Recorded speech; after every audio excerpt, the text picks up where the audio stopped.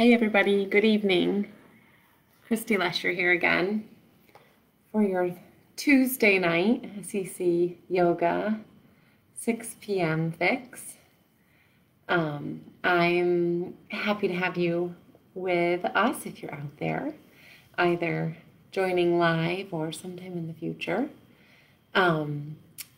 We are going to be, so I'm adding a prop to tonight's lineup. If you've been joining, if you joined all in August, or you've been joining in September, I'm adding a ball to tonight's list of props.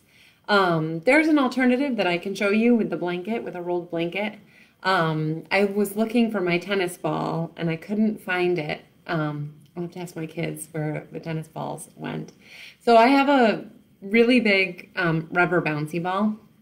It's a little more firm than I would like. It's still going to get the job done. You could use a lacrosse ball or any ball, I would say not larger than a tennis ball. Smaller is fine. And the level of firmness will just kind of dictate how firmly we roll our feet into it. So if you're just tuning in, welcome. And if you want to scurry off for a moment and find a ball to add to your list of props for tonight, that would be awesome.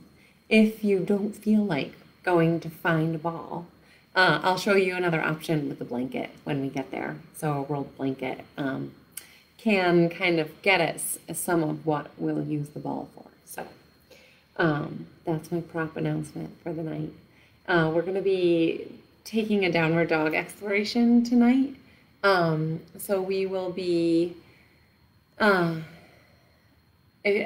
I say this often, if you've been with me in class, you've probably been through some facsimile of this exploration where we go into downward dog, we observe the pose internally, and then we release the sole of the feet, and then we take downward dog, and then we release the calf, and then we take downward dog.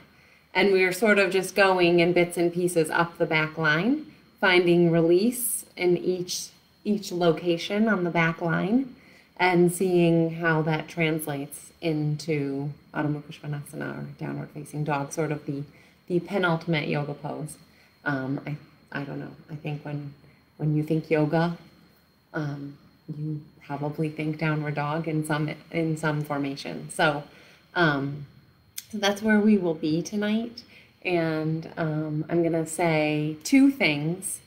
One is that if you're joining and you're enjoying these classes, which we're offering just sort of out there into the ether, we would relish a donation on the SEC yoga page. So that can be done later or tomorrow or any point in the future if that's a possibility for you financially. It's much appreciated. And the other thing I'd like to say is that in October, my dear friend and yoga teacher who I went through training with, Jessica Gogalski, will be teaching on Thursday nights on Facebook Live at 6 o'clock. So there will be a Thursday night October offering at 6 o'clock on Facebook Live, just like this. So that will be a great way to get a different, teacher perspective, teacher voice. She's wonderful, and you will love her if you have not met her yet. So those are my two things that I wanted to say. And so we'll get started. I'm going to back up to my mat and my block, and we'll start with breath. It's the first day of fall. So I'm wearing my, I don't know if they're coming across as this color on screen, but I'm wearing my bright orange yoga pants in honor of the beginning of fall. All right, so we're going to come to our seat and find ourselves well settled on our seat, right? So I have my block and my blanket that I prefer to sit on. It just seems to be the right height for me with kind of the tightness that I have going on, right? I sit all day at a desk job, and my other activities are jogging and biking and things that kind of keep this line, my front hip flexors, quite tight. So a lift, right, not only gets me to this place of elevation through the back body and front body, right? So I have this nice upward mobility through the lungs, but also gives me this opportunity to kind of let the knees trail off toward the floor. So come to your seat. Find that good grounding in the sitting bones. Sometimes it's great to kind of tip one side to the other and pull that flesh away so the sitting bones really can settle into your seat. And then bring the awareness in, right? So then, like once the physical body has found its location, like you're that pin dot on the mat, I am here. So as the physical body finds this place and settles down and in, then the mental focus can go inward, right? Then we become this inward looking sensation or sensibility where we turn our gaze in, close your eyes if it serves you to focus. And first just find the breath. So we find where in the body is the breath. The inhale and the exhale, what's the quality of the breath?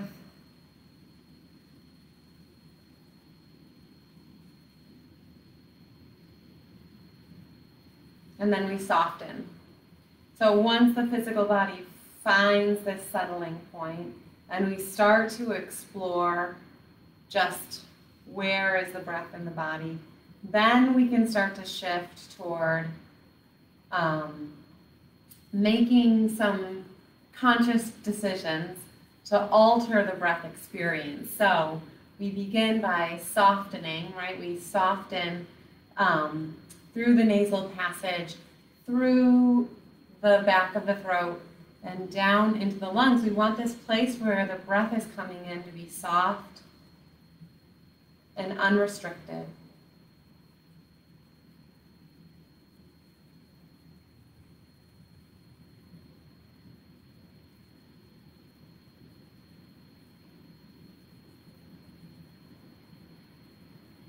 So you find this opening, right? There's not actually physically a lot of space in the nasal passage, in the sinuses. There's not a lot of space, physical space in the head. But as you turn your attention to the inhale, up through the nostrils and then down through the back of the throat and into the lungs, you can get this sense that you can kind of create a little bit, you can push a little bit and kind of make this opening through the sinuses, through the nostrils, that really feels like quite an effect, quite a physical effect, even though it's not a huge shift.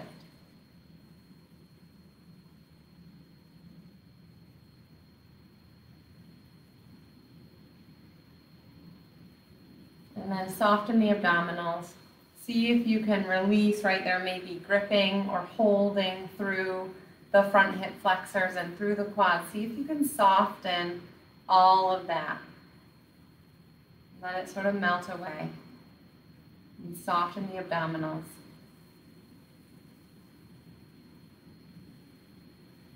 And we check our vertical axis. So sometimes, right, if there's holding in the front of the legs, it pulls us forward. So when we release that, we go, oh yeah, maybe there's this place where I can find more up, more verticality in my seated position.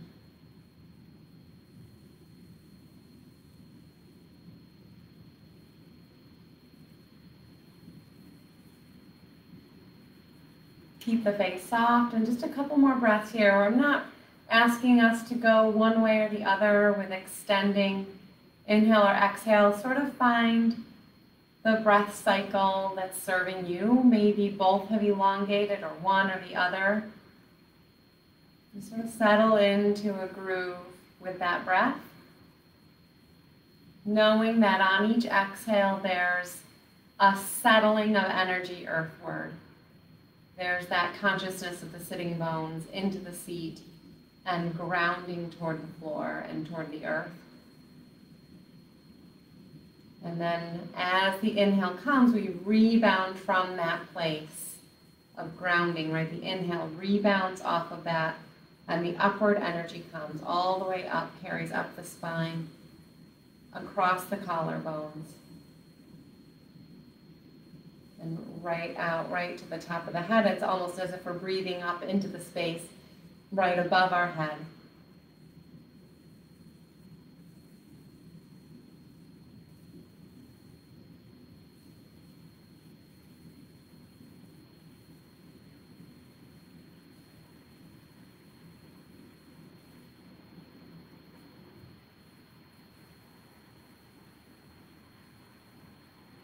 And on your next exhale, if you shifted into any sort of pattern or elongation with the breath, you can set that aside and just sort of see if you can take that lighter initial approach to the breath. Right? Any agenda or practice that you may have applied to the inhalation and exhalation, you let that go. And just let that breath return to its natural state.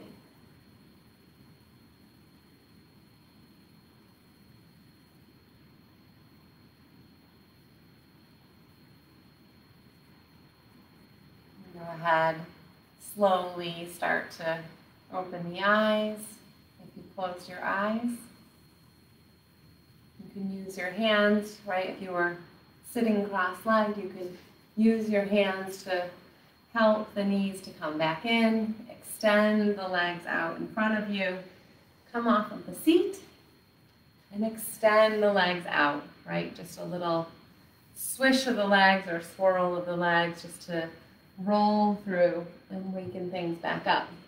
I'm going to clear props off the mat, and if you missed the very beginning, we're going to be in a downward dog kind of pattern study tonight. So we're going to take downward dog before we do anything else. We're going to come and find downward dog first, and we're going to observe, right? We're going to kind of just go into the pose, observe our feet, where are our heels in relation to the floor, how do things feel through the pelvis as we tip forward, and how does the spine feel as it's coming toward the floor, and just observe. And then we're going to come out of downward dog, and we're going to use some props to find length and stretch in various areas on the back line of the body, and in between each one come back into downward dog. So I said this at the top. If you just joined and you just joined during breath and you maybe missed it,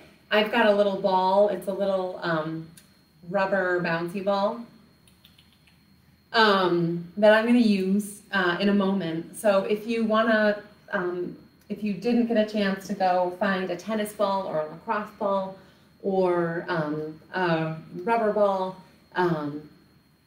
racquetball, you can go ahead and do that.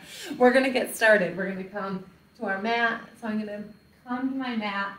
I'm going to stretch out into just a really quick child's pose. This is really just for distancing, right? Like I measure out on my mat in my child's pose what the distance is between my hands and my feet. As I come to this kind of more active version of child's pose, I say, yeah, that seems like the right distance. My arms are fully extended and my feet are all the way back here. So I'm going to turn my toes under and press up and back into downward facing dog, right? And so this is observation, right? This is step 1 of the night. Step 1B, 1A was breath. And so just observe, right? So see where your heels are in relation to the floor. We've got quite a bit of distance because my calves feel a bit tight, my hamstrings feel a bit tight. And so just observe, right? See where you are, see where things feel a bit sticky and jammed up. I feel a bit like there's not as much extension maybe here through the back of my spine. Go ahead, both knees down to the mat. All right. So that was just kind of a check it out, see how it feels. So I'm going to go first to the bouncy ball. And if you don't have a ball, but you have a blanket, we can kind of get a little bit at what we're looking for. So if you don't have a ball, I'm just going to show you this real quick so you can kind of see what the take is. But I've taken my blanket and I'm using the creased edge of my blanket and I'm rolling it, not all the way, maybe 2/3. And so this is an option, and you can step onto the blanket and kind of walk yourself from one end to the other, right? So the ball of my feet are on the rolled part, and I'm just kind of using, I keep kind of spreading my toes and pressing down into slightly different areas of the sole of the foot on that roll. The goal is to try to find some length on the bottom of the foot. If you have a ball, you'll stand into one foot and you will press. So I'm going to press into the ball on the ball of my foot and roll it back. It's going to feel intense, but don't overdo it. This is not a more is not more. More is not better. More sensation or intensity is not better in this situation. But I'm going to step with the ball of my foot, roll toward my heel, and then I'm going to release the pressure as I roll the ball back to the ball of my foot. And I'm just going to keep rolling from the ball of my foot toward my heel in different locations on the foot. So I'm through the middle of my foot, and from the left edge through the arch of my foot. That's intense. I'm going lighter through my arch, a couple times through there. And always pressing from ball of the foot to the heel, and then releasing pressure as you roll the foot back, roll the ball back into position. So just roll through. I'm on my right foot first. And take several passes through. If you're on the blanket, just keep kind of going back and forth and mixing up where the foot is landing on the blanket. All right. And you might be thinking like, oh, sole of the foot, oh, not that big of a deal in downward dog. It will have, I think you'll see, you'd be surprised, it has an impact. I'm going to stop there and put both of my feet next to each other on my mat and observe. And so I rolled my right foot, and now my right foot feels like there's more of it making contact with the mat, right? Left foot feels like I feel the ball of the foot, I feel the outside of my foot, I feel my heel. Right foot, it feels like whoosh, like it's all kind of splashed down and making contact with the mat. So I'm going to go ahead and move the ball. If you're on the blanket, you could take a little pause, right, and kind of observe your feet side by side and see if maybe one got more stretched or more released. Then go back to the blanket and focus on the one that might feel a little less released. So roll through. I'm on my left foot now, so you're on your opposite foot, pressing into the ball of the foot, rolling with pressure toward the heel, and then taking that pressure off the foot. It's important because we want to comb the fibers of the foot toward the heel, always toward the heel, and not in the opposite direction. We don't want to inflame the plantar fascia or by going in the opposite direction, right? We want to go in the direction that those fibers go. Okay. I'm going to roll that ball off my mat. I'm going to observe. Right?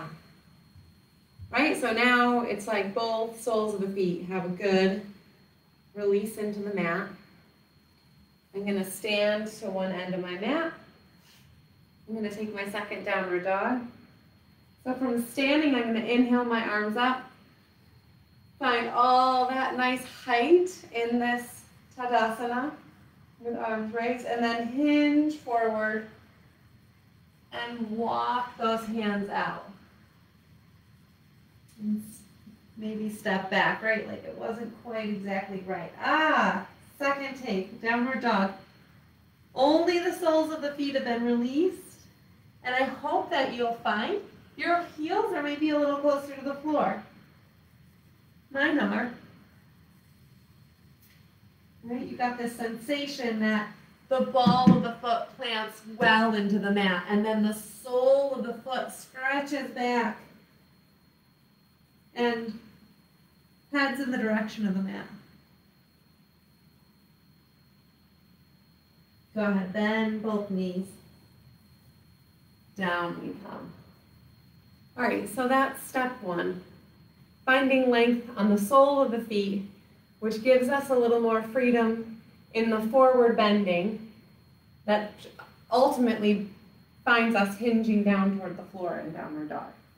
So the next spot on the back line that I'm going to focus on is the calf, and calf/soleus, right? They're both here on the back of the leg. And I have my 2 blocks, and I'm going to cross them. I'm going to cross them like this. I'm going to show you up close. I'm going to have this one laying on the floor, and I'm going to prop this one. You know, you can kind of decide with the angle of this second one, and they'll both be resting on the floor.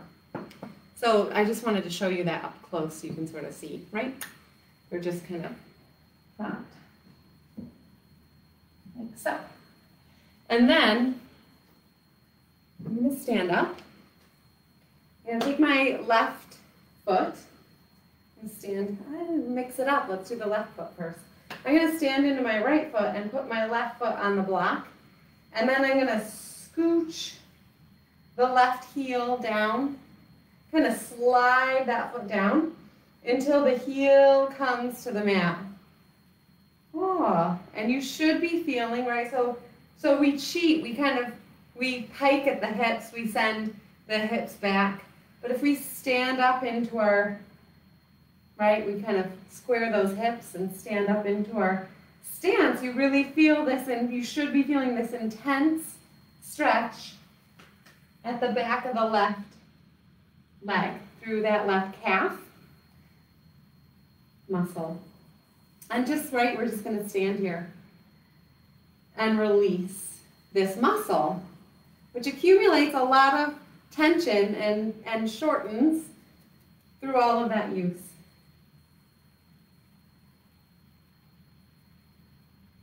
So you're sort of pressing the ball of the foot in. It's almost like a brake pedal, right? The block is like a gas pedal or a brake pedal.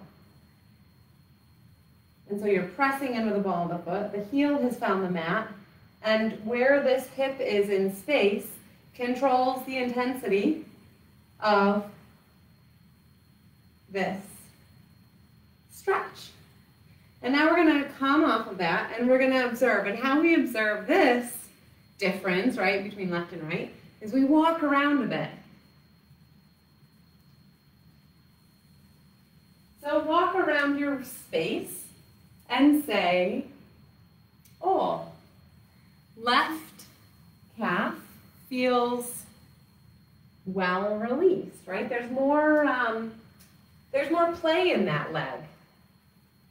There's more give. So we'll set up on the right foot. So here's how you can control the intensity of this, right? So you can, depending on how this would be a bit much, I think, if you set it up this high. But, right, as you slide this block toward you, the angle of this block, it's less. So, right, you can make that adjustment if you need to once you come here. So I'm going to stand into my left foot now. Take my right foot to the block. Drag, kind of scooch this foot back until my heel comes to my mat. And then, right, I always kind of come to this in this way where I have this slight hinge like this, and I go, oh, that's not that bad. And then right? As I bring this hip over the knee and over the ankle, I find the intensity, right? So you're pressing into the block with the sole of the foot. Hopefully you're not gripping the toes, right? The toes are just resting on the block. There's pressure at the ball of the foot. The heel has found the mat. As you bring this hip, over the leg, the calf releases. And so we pause here, right? And we just sort of breathe through.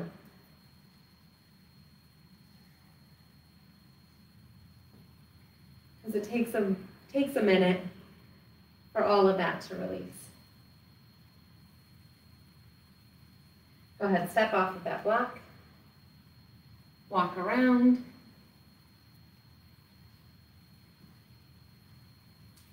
And hopefully you get that sensation that both left and right calves now have that play, right? Whereas before maybe they were like Play-Doh that had been left out too long. And now the muscle has been warmed and kind of rolled out and is more malleable. So with that information and with that release, we're going to go ahead and take our third downward dog, right? So first was just to observe. Second, we rolled our feet and we found hopefully, the heels are starting to move in the direction of the mat, maybe a bit closer. Now we have calves release, right? We're working up this back line. So go ahead, inhale, up the arms go. Exhale, fold forward. Step the hands out. Place them, spread the fingers. Step the feet back into downward dog, whatever your distance is. And observe, right? So now there's more release through the feet and through the calves. And how does that correlate into your pose? Breathe through. So now I feel like this sticking point. My old nemesis. The hamstrings, right? Now we say the feet are happy, the calves are good. Bend both knees down to the mat. Find your strap. We know exactly what we need to do to get at the hamstrings. So find your strap. We're going to come onto our backs and go through a cycle of Supta Padangusthasana. And we're just going to take first variation, right?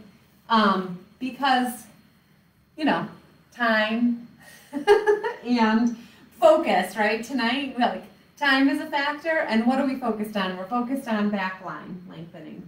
So go ahead, loop the right foot. Strap goes to the ball of the foot so we can press away. And then we're going to come onto our backs. Left leg, right, all that standing leg energy out through this left leg. Really press that foot away. If that's too much on the low back, the lumbar spine says that's a bit dicey, you bend that left knee. And you still have a press into that foot, right? There's still work through this left leg. So make that smart choice. And then we're really just focused tonight on this hamstring release. So right leg, right, we're pressing up through the ball of that foot into the strap. Soften the face. And then, right, all of this is right hamstring release. So breathe through. Right, and we know about the size of the loop because last week we talked about shoulders. And so we know that this shoulder is plugged into its socket and the shoulder blades pressing into the mat back behind us. Breathe through, left leg, nice and strong. Really dynamic energy between the two legs. Go ahead, release that strap. Lower the right leg. And we pause for a moment. We feel the difference between those two legs. Acknowledge it. And then we set up on the left. Strap goes to the ball of the left foot. We press that foot up away toward the ceiling. Right foot presses down and away. Again, unless this is too much on the lumbar spine, we would bend that knee.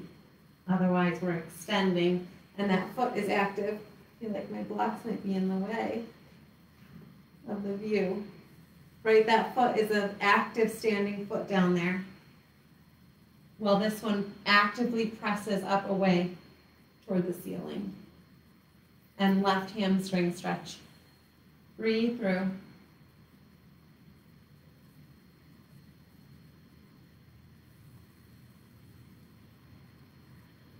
Press that left shoulder blade into the mat, right? There's this relationship between the left shoulder blade and the mat. Release that strap, lower the left leg, observe. Evened out. Bend the knees, roll to your side. We're going to come back up. So we'll come from below because we're down here. So go ahead, again, the way we went up the first time, we kind of use this length finder of our own body, of our own measurements of our body. We stretch out and find this nice long length. Turn the toes to the mat. Up and back we come. Pressing up and back into Adho Mukha Svanasana. I think this is the fourth time. Right? And now I'm feeling good release. Right? The soles of the feet have been released, the calves, and now hamstrings. Breathe through. And now I wonder about, right, this back, this, the play in the sacrum, right? So as we hinge forward, I'm wondering, go ahead, both knees to the ground. So we've come from below, now we're to this place where we go, as we hinge forward, and we roll the pelvis forward in downward dog. Is there any place where it gets stuck, where there's rounding, where there should be extension? So how do we find intelligence through that part of the body? We do it in spinal waves. So we're going to come to, we're just going to be on our mat, right, on all four, and go through spinal waves. So, knees right under the hips, hands slightly ahead of the shoulders, and we're going to go ahead and start with the exhale. Turn that tailbone toward the floor, right? We're rolling through the pelvis as we exhale and press the spine up toward the ceiling. This is the opposite of what the spine does in downward dog. So if this feels a bit like a counter pose to downward dog, you're doing it right. You're doing downward dog right. Inhale, tailbone lifts. We extend the spine forward. And if this feels reminiscent of downward dog, it's a bit exaggerated, right? We don't so actively extend the spine. As we do in spinal waves, we don't do it that much in downward dog, but it's reminiscent, right? It's got that essence. And then wind back, exhale, turn the tailbone toward the floor, and then the rest of the spine presses up toward the ceiling while the head drops. One part of flexion spinal wave that is reminiscent of downward dog is the head, because we drop the head here, and it is between our arms, just like it is in downward dog. Inhale, lift the tailbone, forward we come. extension forward. Go ahead, take a break. So come off of those wrists. Before we pop up into downward dog, take a little break. So we want to we don't want to play a ton with flexion and extension in downward dog because the pose is calling for extension. So I'm not going to ask a lot of that play through the back of the pelvis to the sacrum in downward dog, but I think the intelligence that you gain in that area, right here, tipping and lifting the tailbone, has an interesting correlation to downward dog. So we're going to go up into downward dog one more time. We're going to appreciate all of the length that we've already found along the back body. And then in kind of a very small micro way within your own body, play around a little bit with flexion and extension at the lumbar spine. Just a little bit with the position of the tailbone in space so that we can go, right, tucking the tailbone, non-example in downward dog. Lifting the tailbone and kind of spilling everything forward is the example, but not too much, right? We don't want to go super concave. So come to your mat. Well, you probably stayed there. Find your distance, pop up and back into downward dog, right? Kind of find the structure of the pose. And then just this little play with the tailbone, kind of tucking, which kind of pitches you forward into your hands versus lifting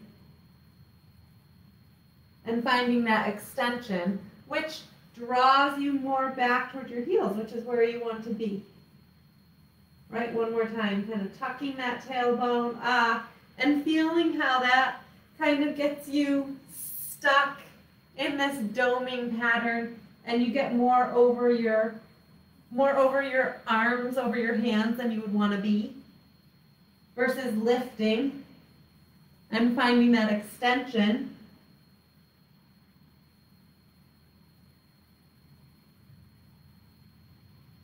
Go ahead. Slowly bring both knees down to the mat. Right? So piece by piece. All right, and now we're just going to move to, so last week we did this great long shoulder exploration where we found this way that we could integrate the shoulders into the body. So we are going to just visit one of those. So if you've got your belt, right, like this, if you were with me last week, this will be a bit of a little minor repeat. All right, we can't ignore the fact the downward dog doesn't end at the back of the sacrum, right? Oh, there's all this length down through the spine, and then out through the arms, in through the hands. So we're going to take our belt and measure our shoulder distance. And I'm going to stay on my knees. You can be on your knees. You can stand. But I just want to be sure that my arms, as I lift them over my head, are fully in frame. A little closer too. All right. So I have my belt, and the loop is as wide as my shoulders. And I'm going to take the belt to my forearms. And I'm stretching the belt between my arms. And then from this place, right, stretching all the while, I'm going to lift and find, right, so I'm stretching the belt. I'm going to turn my palms to face my camera because this would be the positions of the hands in downward dog. And I'm going to take a couple trips through this. I'm going to hunch my arms up, so I'm hunching through my shoulders, and my neck has shortened and my shoulders are really close to my ears. And then I'm going to retract and settle my arms down into their shoulder sockets. I'm still stretching the belt. And I'm going to do this once from the side. So there's this tendency, as we take the arms overhead, to do this like back bendy thing. See, it happens, the tailbone lifts and we kind of back bend. So see if you can minimize that a bit. Right, so it's a little bit of tucking to control how much we might dump forward.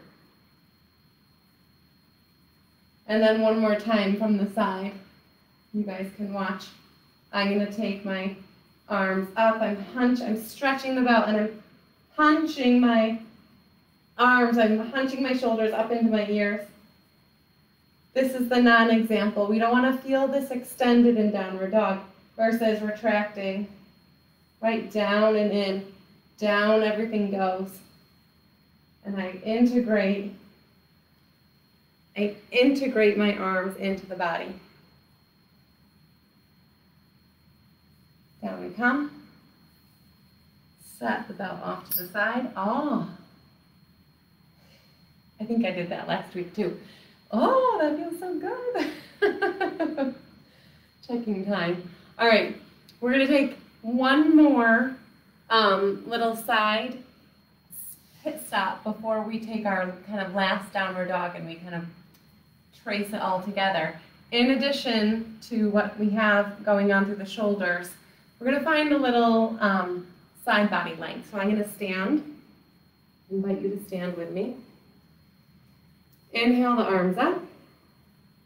And now we're going to just tip to one side as we exhale. Right? So my hips, right, I'm not going to swing through my hips. I'm keeping my hips in place and I'm ratcheting down one side while I am breathing and stretching through the opposite. Inhale, back up we come. And second side, right? Try to keep everything below the waist quiet, right? We're not going to let the hips swing out to one side. We're looking for length. I'm on my right side, getting length on my right side. Breathe into that side body. Arms can come down. Come to the back of your mat. Inhale the arms up. Exhale, we fold forward. Walk those hands out. Maybe walk the feet out. And find this place where hopefully a lot of the dots are connected. Right?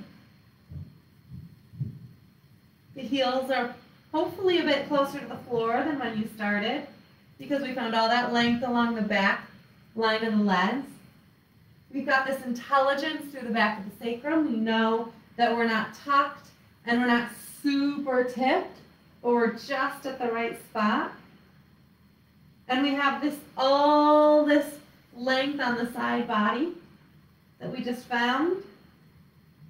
And the arms are integrated, right? We're not in this place where we're pushing the floor away, but the arms have found the shoulders have found their home in their shoulders, sockets. Go ahead. Both knees down to the floor. Come back into a child's pose. Just, I'm not even going to say toes together, knees apart. I would keep the knees kind of close together because as you come into child's pose, you'll get this extra rounding at the back, which will be really lovely.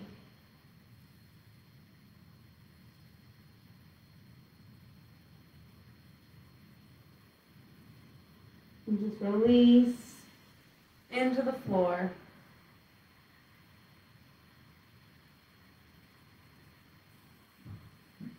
Press into the mat. Come on over to your back side. Find a blanket for a head pillow. A little quarter fold. Really simple setup for Shavasana. And as we come back, right, we've been finding so much through the back body, right? Really take your time and roll that spine down to the floor. And then with all of that extra contact that you found through the spine and through the floor, leave all that where it is and then just push the feet away, one at a time. Adjust your head pillow if you need to, right? But we want to kind of try to find this place where as much of the back body is making contact with the floor as we head for Shavasana. So just settle yourself back down and in. If you wish you had another layer, grab it and pull it on. And just let the body be in Shavasana. Let go of any holding through the legs.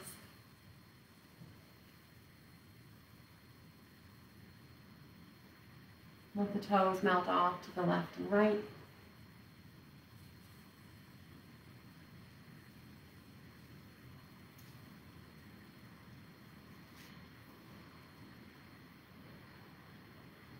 Soften all the muscles along the back body, all the muscles that are making contact with the mat and down into the floor and in the direction of the earth. Let all of that musculature just melt and settle and soften. Yield the back of your skull into the blanket.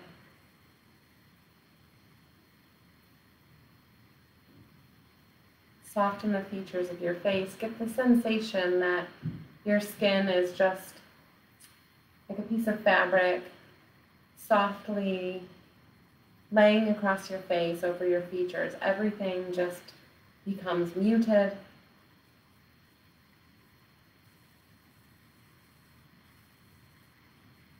Let the jaw release.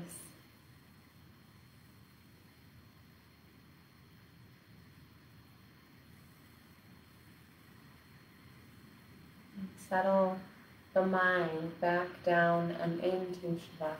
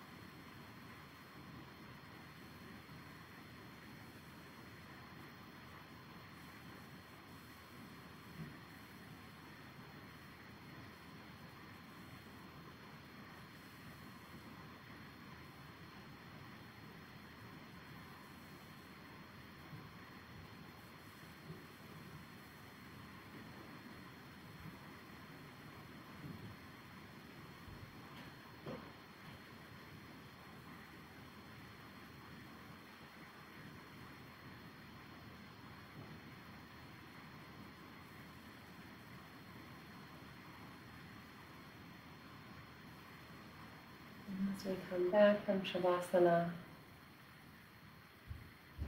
leave the body, right? Leave the physical body where it is and just start to come back through the breath first.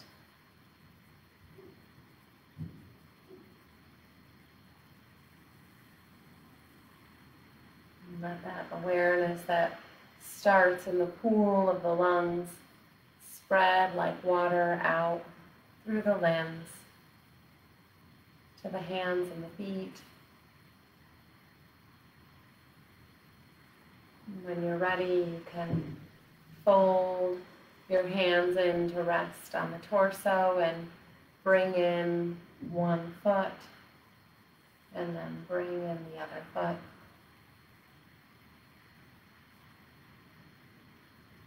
When you're ready, you can roll to one side and pause a moment on your side.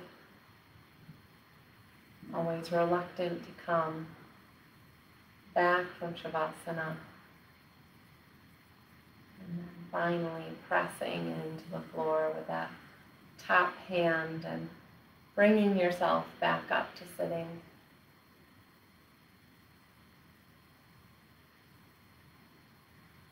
Bring your hands together in front of your heart. Connect the thumbs to the sternum, right? Feel the lift. This unification of mind and body and breath through the practice of yoga. In gratitude. Namaste.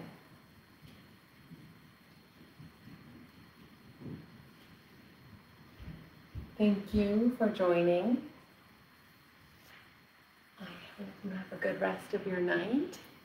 And if you missed it at the top, just a reminder that starting in October, on Thursday nights at 6 o'clock, Jessica will be picking up with Facebook Live. So if you're enjoying this on Tuesday nights, I know you will enjoy that on Thursday nights. And have a very good rest of your evening. Thank you.